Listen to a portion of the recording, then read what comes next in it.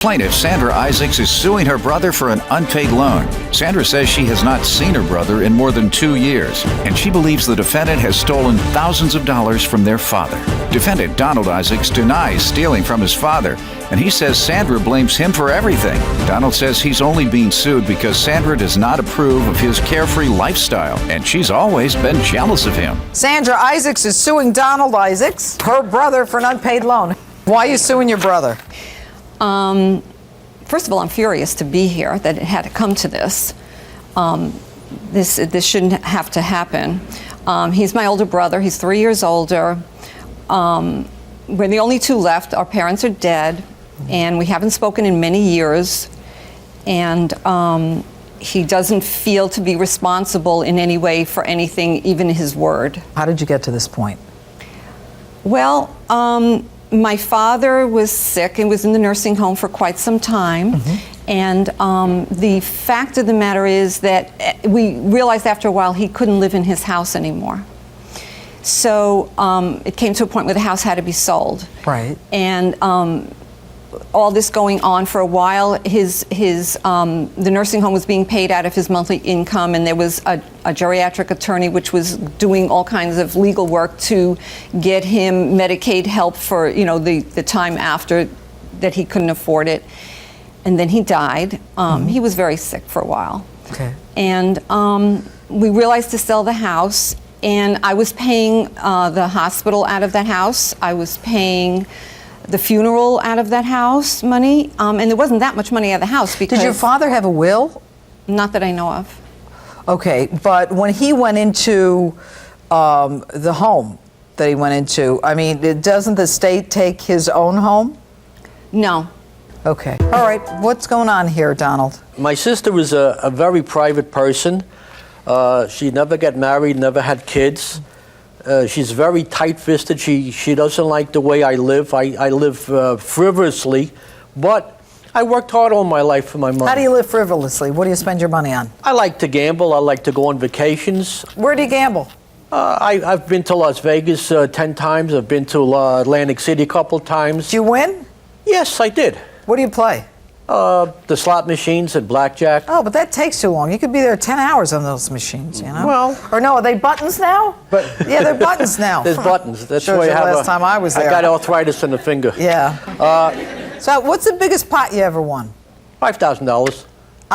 Really? On the slot machine? That was the first trip to Las Vegas. No kidding. You see, they were trying to get you to come back. Everybody does that. They have your picture up there. You're never going to win again. No, Judge, everybody that goes for the first time always wins a couple $1,000s. When I took my wife there the first time, she won almost $4,000. So why are we fighting here? Anyway, my sister always lived, in a life that, she always was worried about money. You could call that responsible? Responsible. I had a job all my life, and I never worried. As long as I have a paycheck, I never worried about money. Maybe it's irresponsible, maybe not.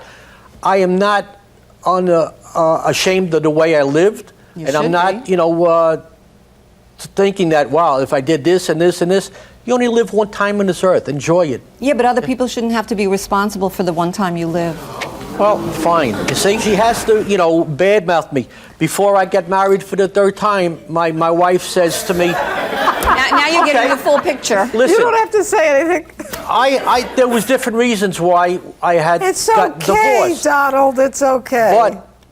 But, she talked to my wife before we got married and says, don't marry my brother because he's no good, he's this and that. She didn't have to badmouth me to my wife. She loved me. Does she still love you, the wife, or of course she does. Of course she does. We're married 10 years already. And that's a record for you, huh? Well, it is right now. It is now.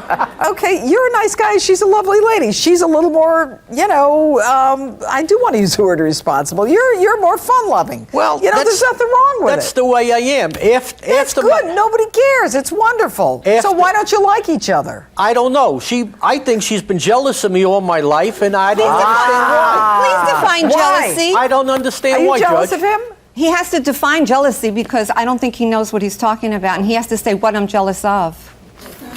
I think she's jealous of the way I live my life. I don't have any money in the bank, and I don't care as long as... Why would she be jealous of that? Because I enjoy myself. I go on vacations and I... But she's got money. She could do the same thing and But she enjoy doesn't. herself. Who says I don't? She doesn't. Who say, you haven't spoken to me in 2.5 years, and you know what I've been doing. She may have hit the jackpot and you don't know it. Well, then God bless her if she did. After my father died, I'm sorry. she was giving me some money from the estate. That was nice of her. Yeah, but she took, out of $15,000, she took back $12,500 because I had to, she says, well, you have to pay for your mother's funeral, your mother's this, your father. I says, but my father died 6 years after my mother. Why couldn't you ask my father for the money? He was bringing in $50,000 a year. You see how everything is somebody else's problem. He doesn't take responsibility for anything. It wasn't my problem to pay for my mother's funeral 6 years later. Do you hear that? If I had the money, I would have been happy to do that. Can I ask a question? Why did you go to him 6 years later to ask him for money for the funeral? Because it was a known fact. I paid for my father's funeral and my mother's funeral and perpetual care and all kinds of other things. And I felt that he should pay his half at that time because now the money is there. Because you couldn't go to him before because he says, I don't have Judge, anything. Wait a minute. Why couldn't she ask my father for money? And I asked her that my father was alive for 6 years after my mother died. Why didn't she get the money from him? He had power of attorney over my father's checkbook and helped himself to $15,000. This is besides everything else. I never stole anything from my father. And did you help yourself to $15,000? Never. I never did. He even admitted to $5,000 when I confronted him. And then I said, That's a lie. So give me the checks and give me the register. And he said, oh, I threw it out. That's a lie. I never told you I took $5,000 from him. Did you throw out the register? No, it just got lost. Even my stuff, I get lost. And the reason I know it was $15,000 is because the attorney told me that was the discrepancy in the checkbook. Judge, I never stole anything from my father. One day I was in my father's room with him paying his bills, okay? I have some of the bills here. And he says to me, how much is your car payment? I says, about $330. He says, well, take out 2 payments for yourself. And when my sister saw that, oh, what'd you do? You stole from your father? I says, no, he told me to take it out and I paid it. Does some of this have to do with the fact that you feel that you did more for your parents than he did? No, it has to do with the fact that he came to me and told me that I had to give him $6,000, which I did, and made him sign a promissory note, which he signed twice, and then decided not to because he probably knew the whole time he wasn't going to pay it back. No, when you signed the promissory note, did you intend to pay it back? Yes, I did, and I have it right here, and it says $600,000. $600,000? Yes, that was a Yes, typo. ma'am. And I was going to say you got to walk down to another courtroom for that much money. My sister would not have given me any money unless I signed that note. That's the general principle. They don't give you money unless you say you're going to pay it back. Are you saying that's force or coercion? Judge, I had all intentions of paying her back, and the reason I thought about it later and I didn't, because I don't think my sister was very fruitful for me and lied to me about how much she got for the house. I never seen any papers. Well, why shouldn't you pay the $6,000 that you signed in a promissory note, even though it says $600,000? Well, that's because I don't think my sister was truthful for me. I never saw any papers when they sold the house, when they did this. Donald, you're smarter than that.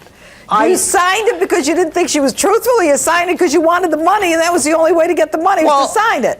After I thought about it, that's why I decided not to do that, to pay her back. After you thought about what? After I thought about, I never saw any papers on how much my father's estate was. Donald, did you ever think about going into counseling, you and your sister? Listen, Judge, the only thing that my sister and I had in common was we loved cats. We loved animals. You love animals? Yes, and my cat just died 2 months ago after 20 years almost. And now we have nothing in common anymore. No, you're wrong. I think you're both delightful. I really do. I think she is a little more responsible. Well, I never said I wasn't responsible, but I enjoy living my life the way I do. And nobody cares.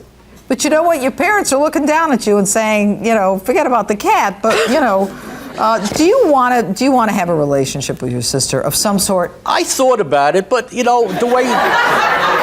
But after over 40 years of not speaking or only going to the house when my parents were alive, it doesn't matter anymore to me. I really love my sister. She's my blood. But, you know, after this happens, I don't care anymore.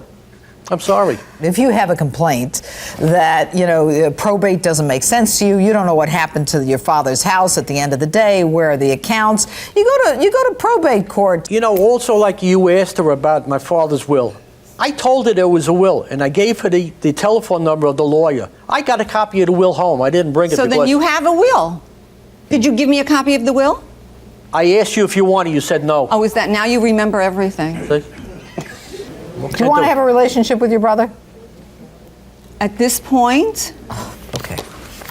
Of course you do. So do you. I think you two could go out and have a few laughs. Just get rid of all the old stuff. You know what? You're all you've got left. All right? Maybe buy a cat together. You could have joint custody. You could bring it back into my courtroom. I could decide who's a better parent, who deserves the cat support. You know, we could go back and forth. Judge, this is what my wife told me, that I'm the only family she has, and you know, this is the way she was. His wife is just about as intelligent as he is. I knew you were going to say that. Do not do that. All right, verdict for the plaintiff, $5,000. You know what, have a cup of coffee with her. From me. Hello? We'll try. Okay, $5,000. Thank you.